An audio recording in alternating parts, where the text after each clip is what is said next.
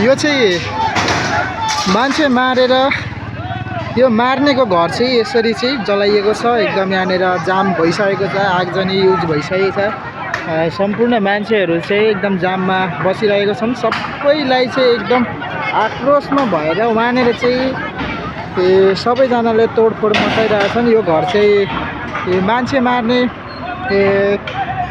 को घर रहेछ अनि उनीहरूको घर चाहिँ दोषीको घर चाहिँ यसरी तोडफोड गरिँदैछ। मान्छे हजारौँको भिड देख्न सकिन्छ। यहाँनिर चाहिँ गाडीहरू परैसम्म चाहिँ जाम भइरहेको छ। यसै क्रममा अब यहाँको माहौल अलिक शान्त हुन्छ कि भन्ने थियो, त्यो पनि एकदमै नाजुक अवस्था भइसकेको छ। तोडफोड एकदमै धेरै नै भइरहेको छ।